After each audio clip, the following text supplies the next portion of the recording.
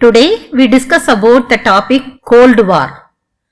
Cold War அப்படிங்கிறது பனிப்போர். அந்த பனிப்போர் பற்றி இன்னைக்கு நம்ம பார்க்க இருக்கோம். The Cold War during the period 1945 to 1990 after the Second World War, all over the countries will affected. International relationsல பன்னாட்டு அரசியல் உறவுகள்ல நம்ம பார்க்குறப்ப இந்த பனிப்போரினுடைய பாதிப்பு அப்படிங்கிறது இரண்டாவது உலக போருக்கு பின்பு எல்லா நாடுகளிலும் இது ஒரு பாதிப்பை ஏற்படுத்தியது. மூன்றாவது உலக போராக இது மாறிவிடுமோ அப்படிங்கிற ஒரு அச்சம் எல்லா நாடுகளுடைய மத்தியிலும் அது இருந்தது.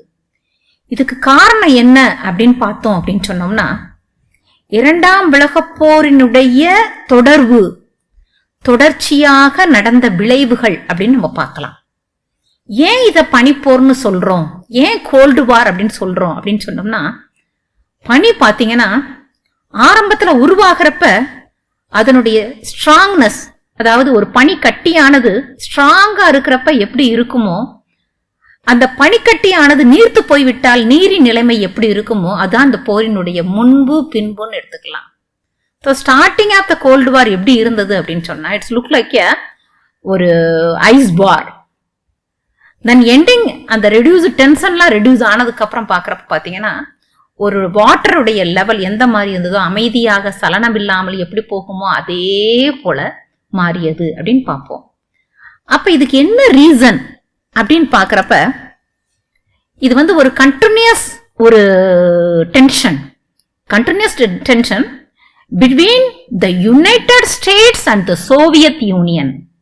ஏன் இந்த ரெண்டு பிக் பவர்ஸ் மட்டும் சொல்றோம், United states and Soviet union பார்க்கறப்ப செகண்ட் வேர்ல்டு வார் முடிகிற டைமிங்ல இந்த ரெண்டு பிக் பவரும் உலகத்துல எல்லா கண்ட்ரீஸ்குள்ளேயும் ஊடுருவி இருக்கு. இந்த டைமிங்ல யுஎஸ்ஏ நாம் பெருசா, சோவியத் யூனியன் நாம் பெருசா, அமெரிக்கா பெருசா, ரஷ்யா பெருசா? சோ இதான் இங்க கொஸ்டின். ஒரு பேலன்ஸ் ஆஃப் பவர் அப்படியே ஒரு ஸ்டிமுலேட்டிங்கா இருக்கு. ரீசன் என்ன அப்படின்னு பார்த்தோம் அப்படின்னா, ஒரு ஐடியாலஜிக்கல் டிஃபரன்ஸ். பேசிக்கா யுஎஸ்ஏ அண்ட் ரஷ்யா ரெண்டு எடுத்துட்டோம்னா ஒரு கேபிட்டலிஸ்ட் கண்ட்ரி, அண்ட் இந்த பக்கம் பார்க்கறப்ப கம்யூனிஸ்ட் கண்ட்ரி. அதாவது கேபிட்டலிசம் அப்படின்னு பாக்குறப்ப இங்க பார்த்தோம்னா சோசியலிசம் அப்படின்னு வரும். சோ ஒரு ஐடியாலஜிக்கல் டிஃபரன்ஸ். இந்த ஐடியாலஜிக்கல் டிஃபரன்ஸ்னால ஒரு மிகப்பெரிய ஒரு மாற்றம் இரண்டு நாடுகளுக்கு இடையில. இந்த இரண்டு நாடுகளும் ஒரு வல்லமை சமநிலையை, பேலன்ஸ் ஆஃப் பவரை உலக நாடுகளுக்கு இடையே ஒரு கிரியேட் பண்ணி வைக்குது. அப்ப இதுக்கு என்ன ரீசன், இந்த டெவலப்மெண்ட் ஆஃப் கோல்டு வாருக்கு என்னென்னலாம் பிஹைண்ட் த ரீசன்ஸ் என்ன இருக்கு அப்படின்னு பாக்குறப்ப, there was no common enemy. First world வார்லயும் சரி, செகண்ட் வேர்ல்டு வார்லயும் சரி, இரண்டு பவரா பிரிஞ்சு இருக்காங்க. இன்டர்நேஷனல் லெவல்ல வேர்ல்டு கண்ட்ரிஸ் இரண்டு பிளாக்கா பிரிஞ்சு நிக்குது. அலைடு பவர், ஆக்சிஸ் பவர் அப்படின்னு சொல்லி. அப்ப செகண்ட் வேர்ல்டு வார் டைமிங்ல அந்த மாதிரி இரண்டு பவரா பிரிஞ்சிருக்கிறதுல அமெரிக்காவும் ரஷ்யாவும் ஒரே பிளாக்ல இருக்காங்க. பட் அங்க காமனான எனிமி இவங்க ரெண்டு பேருக்கு யார் இருக்கு அப்படின்னு பாக்குறப்ப ஜெர்மனி இருக்கு. Germany, Japan, Italy. சோ இந்த நாசிசம், பாசிசம் இது எல்லாமே ஒரு சைடும், இன்னொரு சைடு பாக்குறப்ப இந்த அமெரிக்கா, ரஷ்யா அவங்கலாம் ஃப்ரெண்ட்லி நேஷன்ஸா இருக்காங்க. சோ செகண்ட் வேர்ல்டு வார் முடிஞ்சிருச்சு. பாசிசம் இல்ல, நாசிசம் இல்ல. நம்ம மிகப்பெரிய அந்த ஆட்டம் பாம்னால, கிரோசிமா, நாகசாகினால ஜப்பானும் இல்ல. இன்னைக்கு எல்லாம் இல்லாம ஒரு மாதிரி இருக்கு அந்த ஸ்டேஜ்.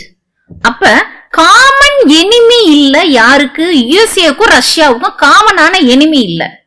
அப்ப இவங்க ரெண்டு பேருக்குள்ள உள்ள என்மைட்டி, இவங்க ரெண்டு பேருக்கு உள்ள டிஃபரன்சஸ். சோ இது எல்லாம் அப்படி அரைஸ் ஆகுது. அதே போல பாலிசி டிஃபரன்ஸ். இரண்டு பக்கமும் மிகப்பெரிய ஒரு கம்யூனிசம் அப்படிங்கிற, கம்யூனிசத்தை யார் அகெயின்ஸ்டா இருக்காங்க, யார் ஃபாரா இருக்காங்க, யார் ஆதரிப்பவர்கள், யார் எதிர்ப்பவர்.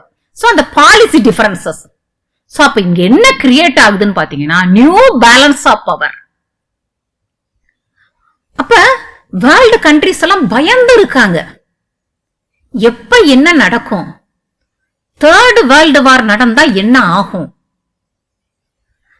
நம்ம ஃபர்ஸ்ட் வேர்ல்டு வார் பாக்குறப்ப நீர்மூழ்கி கப்பல், அதுபோல 4 விதமான 4 முனைகளிலும் இருந்து தாக்குதல் அப்படிங்கறத மட்டும் ஃபர்ஸ்ட் வேர்ல்டு வார்ல பார்த்தோம். செகண்ட் வேர்ல்டு வார்ல பாக்குறப்ப புதுசா ஒண்ணு இன்ட்ரோடியூஸ் ஆயிருக்கு, ஆட்டோம் பாம் அப்படிங்கிறது. இந்த ஆட்டோம் பாம்னால என்ன ஆகுது அப்படின்னா ஒரு நாட்டையே அழிக்க முடியக்கூடிய தன்மை வாய்ந்ததாக மிக கொடூரமான ஒரு வெப்பனா இருக்கு. இந்த வெப்பன்ஸ் இப்ப அதிகமான அளவுல எல்லா நாடுகளும் வச்சிருக்காங்க, அமெரிக்காவும் சரி ரஷ்யாவும் சரி. அப்ப தேர்ட் வேர்ல்டு வார் ஒண்ணு கிரியேட் ஆச்சு அப்படின்னா இது மிகப்பெரிய அச்சுறுத்தலை கொடுக்கும். சோ அந்த இடத்துல பேலன்ஸ் ஆஃப் பவர்.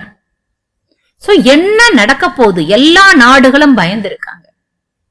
சோ இந்த டைமிங்ல தான் நம்ம இந்தியால நம்மளுடைய ஃபாரின் பாலிசியினுடைய ஃபாதர் ஆஃப் ஃபாரின் பாலிசி யாரு நம்ம நாட்டு பார்த்தோம்னு சொன்னோம்னா நம்ம ஜவஹர்லால் நேரு. ஜவஹர்லால் நேரு இது போல 2 நாடுகளுடன் இணையாத நாடுகளை ஒன்று சேர்த்து அணிசேரா கொள்கை அப்படிங்கறத ஒண்ணு கொண்டாடி அத நம்மளுடைய இந்தியாவுடைய ஃபாரின் பாலிசியாவே கிரியேட் பண்றாரு. எல்லா நாடுகளும் நான் நட்புறவோடு இருப்போம், ஆனா இந்த மாதிரி ஒரு பிரச்சனையோட வர்றப்ப, ஒரு வாரோட வர்றப்ப, ஒரு என்மைட்டியோட வர்றப்ப நாங்க நட்போடு இருப்போமே தவிர அவங்களுக்கு சப்போர்ட் பண்ண மாட்டோம் அப்படின்னு சொல்லி இதற்கு கீழே ஒரு 3வது அணியாக பிரிகிறது. இப்ப பார்த்தா உலக நாடுகள் எல்லாம் எப்படி இருக்காங்க அப்படின்னு பார்த்தா ஒரு கண்ட்ரி, அதாவது பிரிட்டன், பிரான்ஸ், இவங்க எல்லாம் யார சப்போர்ட் பண்றாங்க அப்படின்னு சொன்ன கிரீஸ், இவங்க எல்லாருமே அமெரிக்காவை சப்போர்ட் பண்றாங்க. இதே போல யுகோஸ்லோவியா, செக்கோஸ்லோவியா, போலந்து, இவங்க எல்லாம் யார சப்போர்ட் பண்றாங்கன்னா ரஷ்யாவை சப்போர்ட் பண்றாங்க. சோ இந்த 2 பிளாக் தவிர 3வது பிளாக் நான் அலைன் மூவ்மெண்ட் கண்ட்ரிஸ், நான் அலைன்டு கண்ட்ரிஸ், இவங்க எல்லாருமே தேர்ட் பிளாக்கா இருக்காங்க. சோ இந்த மாதிரி ஒரு டென்ஷன் கிரியேட் ஆகி ஒரு எல்லா கண்ட்ரிலையும் இதனால ஒரு டென்ஷன் அப்படிங்கிற மாதிரி ஒரு கிரியேஷன் இருக்கு. அப்ப யூரோப் முழுசா எடுத்துக்கிட்டோம் அப்படின்னா வெஸ்ட் ஈஸ்ட் 2 பிரிவா பிரிச்சோம் அப்படின்னா ஈஸ்ட் யூரோப் முழுக்க என்னன்னா கம்யூனிசம், வெஸ்ட் யூரோப் முழுக்க யாருடைய கண்ட்ரோல் சொன்னோம்னா யுஎஸ்ஏ.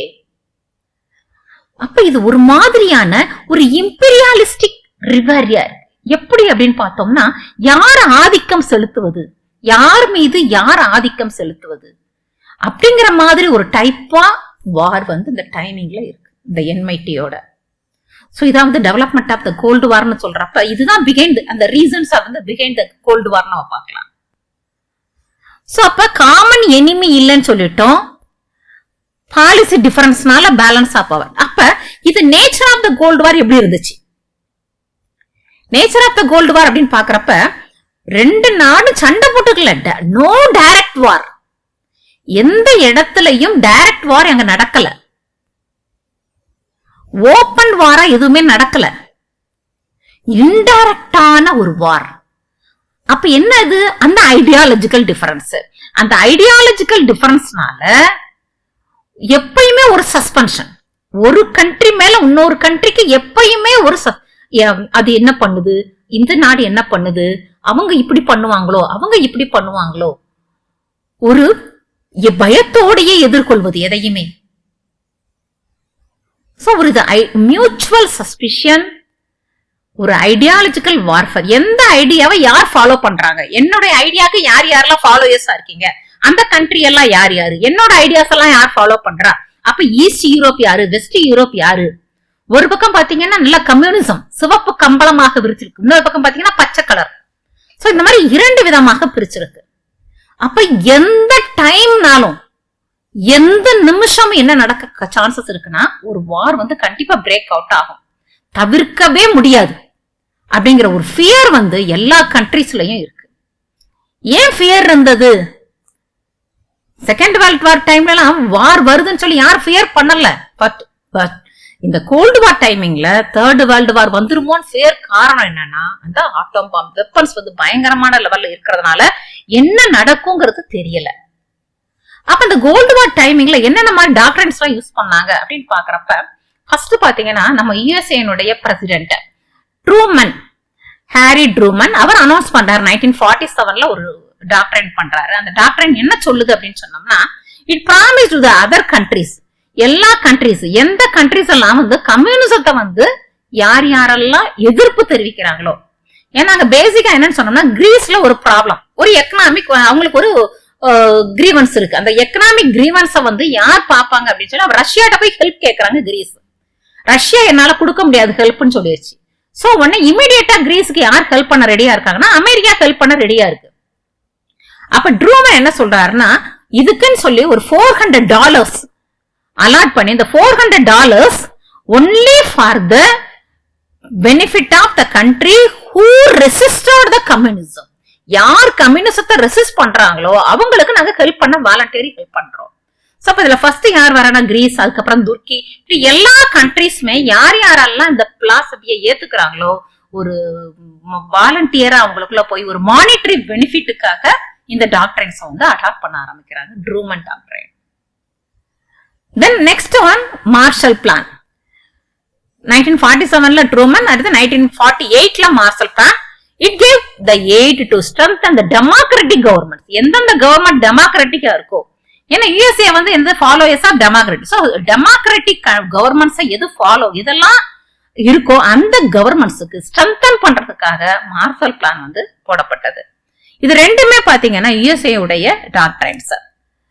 தென் அதே போல இந்த மாலட்டோ பிளான் வந்து போடப்படுது. இந்த மாலட்டோ பிளான் பாத்தீங்கன்னா ட்ரூமனுக்கும் மார்ஷலுக்கும் அகைன்ஸ்டான ஒரு டாக்டரைன்.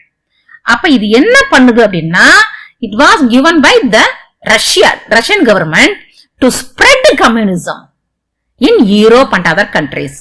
சோ இது வந்து என்ன பண்ணுதுன்னா, கம்யூனிசத்தை யார் யாரெல்லாம் ஆதரிக்காங்களோ அவங்களுக்கு நாங்க அந்த எய்ட்ஸ் கொடுக்கறோம் அப்படிங்கறத கொடுக்கறாங்க.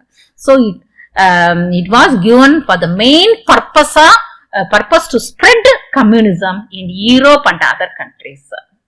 So இந்த மாதிரி விதவிதமான டாக்டரைன்ஸ் போடப்பட்டு விதவிதமான இதனால என்ன ஆகுதுன்னா, நிறைய டெவலப்மெண்ட்ஸ் வந்து ஒவ்வொரு கண்ட்ரிஸும் இதை வச்சு பண்றாங்க. கம்யூனிசம் அண்ட் அதன் கேபிட்டலிசம் எல்லாமே வந்து டெவலப் ஆகுது.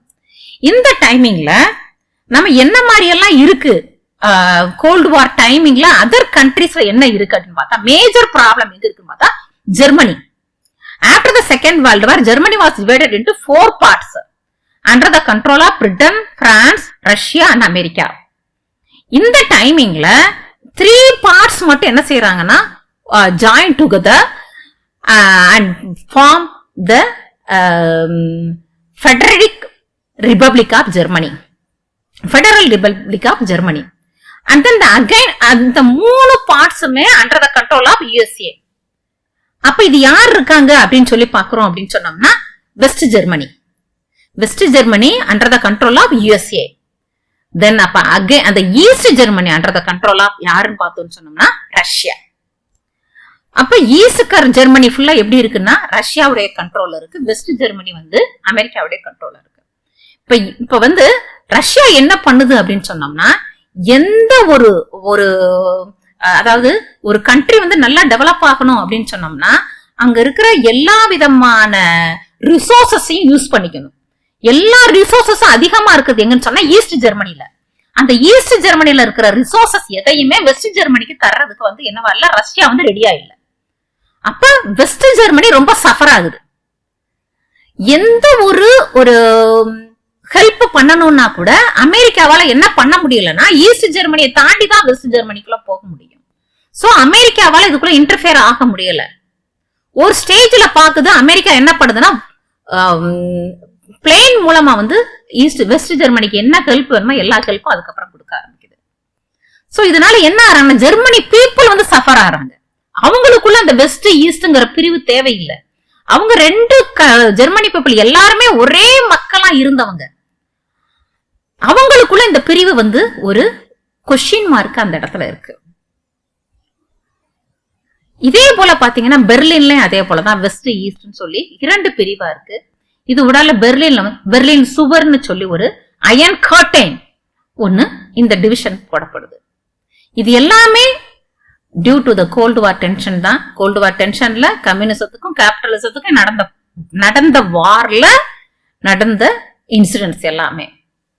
ஸோ இந்த மாதிரி டைமிங்ல நமக்கு கோல்டு வார் அலையன்சஸ் அப்படின்னு பாக்குறப்ப நேட்டோ, சீட்டோ, வார்சோ ஃபேக்டர். இந்த நேட்டோ அப்படின்னு பார்த்தோம் அப்படின்னா நார்த் அட்லாண்டிக் ட்ரீட்டி ஆர்கனைசேஷன், வட அட்லாண்டிக் பகுதியில் இருக்கிற மக்களுடைய அந்த ஒப்பந்தம் அப்படின்னு பார்க்கலாம். அந்த இது வந்து முழுக்க முழுக்க அமெரிக்காவால எதுக்காக அப்படின்னு சொன்னோம்னா, எந்த கண்ட்ரியாவது கம்யூனிசத்தினால அட்டாக் பண்ணப்பட்டதுன்னா அந்த கண்ட்ரிக்கு இமிடியேட் ஹெல்ப் வந்து யுஎஸ்ஏல இருந்து கிடைக்கும் அப்படிங்கறதா நேட்டோ. சோ இது நார்த் அட்லாண்டிக் ரீஜன்ல இருக்கிற எல்லா கண்ட்ரீஸையும் ஒரு யுனைட் பண்ணி அந்த கண்ட்ரீஸினுடைய டெவலப்மெண்ட்டுக்காக போடப்பட்டது. நெக்ஸ்ட் பாத்தீங்கன்னா சீட்டோ, இது south east Asia treaty organisation. இது வந்து சவுத் ஈஸ்ட் ஏசியால இருக்கிற அந்த ரீஜன் பீப்புளுக்காக போடப்பட்டது.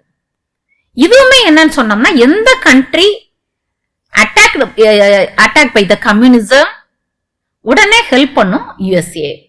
அது எந்த மாதிரியான ஹெல்ப்பா இருக்கலாம், அவங்களுக்கு வந்து ஒரு வார் டைம்ல ஒரு மிலிட்டரி ஹெல்ப்பா இருக்கலாம், அப்படி இல்லைன்னா ஒரு எக்கனாமிக் ஹெல்ப்பா இருக்கலாம். எந்த ஹெல்ப்னாலும் யுஎஸ்ஏ பண்றதுக்கு வாலண்டரி ரெடியா இருக்கு. ஏன் அப்படின்னு சொன்னா, இதுக்கெல்லாம் பேசிக் என்னன்னு சொன்னோம்னா, to stop the spread of communism in Europe particularly and then other countries also. So அப்ப இவங்க யுஎஸ்ஏ இந்த ரெண்டு ஃபேக்ட் போட்ட உடனே வார்சா ஃபேக்ட்னு சொல்லி ரஷ்யா போடுது. அப்ப ரஷ்யா எதுக்கு பண்ணுது அப்படின்னு சொன்னோம்னா, ரஷ்யா வந்து கம்யூனிசத்தை யார் யாரெல்லாம் ஃபேவரா இருக்காங்களோ அவங்களுக்கு நான் வந்து ஹெல்ப் பண்ண ரெடியா இருக்கேன் அப்படின்னு சொல்லி வார்சா ஃபேக்ட் போடப்படுது. அப்ப இதெல்லாம் என்ன ஆகுதுன்னா, இந்த டென்ஷனை வந்து கூட்டிக்கிட்டே போகுது. வேர்ல்டு கண்ட்ரீஸ்ல பயங்கரமான டென்ஷன் வந்து இந்த கோல்டு வார் அலையன்சஸ்னாலையும் கூடிக்கிட்டே போகுது. சோ இந்த டைமிங்ல வேற கண்ட்ரீஸ்ல என்னென்ன மாதிரி இது பாதிப்பு இருந்தது அப்படின்னு பார்த்தோம்னா, சீனா வந்து மிகப்பெரிய கம்யூனிச நாடு. அப்ப அந்த சீனால எப்படி இருந்தது அப்படின்னு சொன்னோம்னா, first time the removal of the ஷியாங்கே ஷேக்னுடைய ஆட்சி ரிமூவ் பண்ணப்பட்டு அங்க முதலா கம்யூனிசம் வந்து அங்க வந்து ஸ்ப்ரெட் ஆகுது. சோ கம்யூனிசம் அப்படிங்கறது வந்து அங்க ஸ்ட்ராங்கா வந்து ஹோல்ட் ஆனது வந்து இந்த பீரியட்ல. அதே போல கொரியாலையும் ப்ராப்ளம். நார்த் கொரியாவை யார் சப்போர்ட் பண்றாங்கன்னா ரஷ்யா, சவுத் கொரியா வந்து அமெரிக்கா. சோ அது ஒரு டென்ஷன் கிரியேஷன் ஆகுது. எப்ப வந்து அங்க கொரியால ப்ராப்ளம் ஆயிருமோ, கொரியால சண்டை வந்துருமோ, கொரியால சண்டை வர்றத வச்சு வேர்ல்டு வார் வந்துருமோ அப்படின்னு சொல்லி ஒரு டென்ஷன். வியட்நாம் வார், அதன் போல சுயஸ்ல ஒரு சின்ன இஷ்யூ, சுயஸ் கேனல் வச்சு அந்த சுயஸ் கேனல் வந்து பப்ளிக்கா இருக்கிறதா, இந்த கண்ட்ரிஸ் மட்டும் அதன் மூலமா மூவ் பண்றதா, அந்த சுயஸ் கால்வாய எப்படி பண்றது, அது வந்து பொது நலமாக கருதி அதை கொடுக்கறதா இல்ல இண்டிவிஜுவல் கண்ட்ரிஸ் வந்து வச்சுக்கிறது, அந்த மாதிரி நிறைய ப்ராப்ளம்ஸ் வந்து இருக்கு. ஸோ இந்த டைம்ல யூடியூப் பிளேன் ஆக்சிடென்ட் என்னன்னா, ஒரு ஏர்கிராப்ட், இது வந்து அமெரிக்காவுடைய ஏர்கிராப்ட், அந்த யூ2ங்கிற ஒரு பிளான், அந்த பிளேன் வந்து வர்றப்ப ரஷ்யா என்ன பண்ணு சஸ்பெக்ட் பண்ணிருது, இது வந்து ஏதோ ஒரு விஷயத்துக்காக எதிரி நாடு வந்து நம்ம மேல போட்டு அனுப்பியிருக்காங்களோ அப்படின்னு சொல்லிட்டு சோ என்ன பண்ணிருந்தாங்கன்னா ஷார்ட் பண்ணிடுறாங்க. சோ ரஷ்யா தாக்குதலை நடத்தியது, அமெரிக்காவினுடைய ஏர்கிராப்ட ரஷ்யா தாக்கிருது. இது வந்து டென்ஷனை வந்து இன்னும் பயங்கரமா இன்க்ரீஸ் பண்ணுது. ஏன்னா வந்து இது ஒரு இமிடியேட் காசா கூட இருக்கலாம், அந்த கோல்டு வாருக்கு ஒரு இமிடியேட் காசா கூட இது அமையலாம். அந்த அளவுக்கு ஒரு டென்ஷனை வந்து மிக அதிகப்படுத்துது இந்த டைமிங்ல. ஆனா நம்ம சொல்றோம்ல, முதலே சொன்னதான், ஸ்டார்டிங்ல நான் சொன்னதான், கோல்டு வார்னு காரணமே அதுதான். எப்படி மலை போல வந்தது பனி போல விலகிருச்சுன்னு சொல்லுவாங்க பாத்தீங்களா, அது மாதிரி இது வேகமா வந்த வேகம் அப்படி இருந்தா கூட திடீர்னு ஒரு டென்ஷன் ரெடியூஸ் ஆச்சு. ஏன் அப்படின்னா, இந்த பிக் பவர்ஸ் ரியலைஸ் பண்ணாங்க. என்ன ரியலைஸ் பண்ணாங்க, இந்த வார்னால டிஸ்ட்ரக்ஷன்ஸ் என்னென்னலாம் ஆகும், எவ்வளவு மேன்கைண்ட் பாதிக்கப்படுவாங்க, எவ்வளவு கண்ட்ரிஸ் பாதிப்படையும். இது வந்து ஒரு நம்ம கண்ட்ரியை ஸ்ட்ரென்தன் பண்றதுக்கு இல்ல. அப்ப நம்ம கண்ட்ரியை ஸ்ட்ரென்தன் பண்ணணும்னா நம்ம என்ன பண்ணணும் அப்படிங்கறது அந்த பிக் பவர்ஸ் நினைக்க ஆரம்பித்தாங்க. First time they discuss with each other. ஒரு ப்ராப்ளத்தை உட்கார்ந்து பேசுறாங்க, இது என்ன அப்படின்னு. ஒரு சின்ன மிஸ் அண்டர்ஸ்டாண்டிங், அந்த மிஸ் அண்டர்ஸ்டாண்டிங் போயிடுச்சு அப்படின்னா ரஷ்யாவுக்குள்ள யுஎஸ்ஏக்குள்ள ஒரு நல்ல ஒரு ரிலேஷன்ஷிப் இருக்கும் அப்படிங்கறத புரிஞ்சுக்கிறாங்க. ஸோ அது போல அந்த டைமிங்ல யுஎஸ்ஏவும் சரி யுஎஸ்எஸ்ஆரும் சரி ஸ்பேஸ் ரிசர்ச்ல கான்சென்ட்ரேட் பண்றாங்க. தங்களுடைய டெவலப்மெண்ட்டை நோக்கி அவங்க அவங்களுடைய எண்ணங்களை கொண்டு போறாங்க. இதே நேரத்துல நான் அலைன்மெண்ட் மூவ்மெண்ட் நல்ல நான் அலைன்டு கண்ட்ரிஸ் அவங்க ஒரு வேகமா டெவலப் ஆறாங்க. அப்ப நான் அலைன்டு கண்ட்ரிஸ பார்த்து இந்த அலைன்டான்ற கண்ட்ரிஸ் ஏன் நம்ம இப்படி இருக்கணும், நம்மளும் ஒரு டெவலப்மெண்ட்டை நோக்கி போகலாமே அப்படிங்கிற நினைப்பு வருது. ஸோ இந்த டைமிங்ல அவங்க எல்லாருமே தென் அவங்களுக்குள்ள ஸ்பேஸ் ரிசர்ச் இறங்குறாங்க. யுஎஸ்ஏ அண்ட் ரஷ்யா 2 பேருமே ஸ்பேஸ் ரிசர்ச்ல தங்களுடைய கான்சன்ட்ரேஷன் பண்றாங்க. அதே டைமிங்ல 2 பக்கமே என்ன லீடர்ஸ் மாறுறாங்க. இங்கிட்டு கோர்பச்சேவ் யுஎஸ்எஸ்ஆர்ல வர்றாரு, யுஎஸ்ஏல பாக்குறப்ப ரீகன் வர்றாரு. ரீகனும் சரி கோர்பச்சேவும் சரி 2 பேருமே எப்படிப்பட்ட பீப்புள்னா பீஸ ரொம்ப லைக் பண்றவங்க. So they mutually signed the disarmament treaty in 1983. Disarmament அப்படின்னு சொன்னோம்னா படை குறைப்பு ஒப்பந்தம். அந்த படை குறைப்பு ஒப்பந்தத்துல சைன் பண்ணிக்கிறாங்க 2 பேருமே. எல்லாமே என்னன்னு சொன்னோம்னா ஆட்டம் ஃபார் பீஸ் இருக்கட்டும், எல்லாருமே எல்லா வெப்பன்ஸும் வச்சிருக்கோம். பட் எல்லாமே எதுனா நம்மளுடைய குரோத்துக்காக, ஒரு பீஸ்க்காக அந்த எனர்ஜியை எப்படி யூஸ் பண்றது அப்படிங்கறத மட்டும் நம்ம யூட்டிலைஸ் பண்ணிக்குவோம் அப்படிங்கறத பேசுறாங்க. தென் அண்ட் ஆல்சோ இந்த ஜெர்மனில இருக்கிற அந்த மிகப்பெரிய அயன் கர்டைன் அப்படின்னு சொல்லப்பட்ட கோல்டு வாரினுடைய ஒரு சைன் அப்படின்னு நம்ம சொல்லப்பட்ட அந்த அயன் கர்டைன் அந்த Berlin wall came down in 1990. It also reduce the tension of cold war. அதுபோல ஈஸ்ட் யூரோப்பியன் கண்ட்ரிஸ் கொஞ்சம் கொஞ்சமா என்ன செஞ்சுட்டாங்க அப்படின்னா கம்யூனிசத்தை விட்டு வெளில வந்துட்டாங்க. கம்யூனிசத்தை விட்டு வெளியில அவங்களுடைய ஓன் பாலிசியை அடாப்ட் பண்ண ஆரம்பிச்சாங்க. அதுக்காக கேபிட்டலிசம் போகிறாங்கன்னு சொல்ல முடியாது. கம்யூனிசத்துல இருந்து வெளியே தங்களுக்கு தேவையான என்ன மாதிரியான இம்ப்ரூவ்மெண்ட்ஸ் இருக்குமோ அதுல கான்சென்ட்ரேட் பண்ணாங்க. ஸோ இதனால என்ன ஆச்சு அப்படின்னா கோல்டு வார் எண்ட் ஆச்சு. தேங்க்யூ.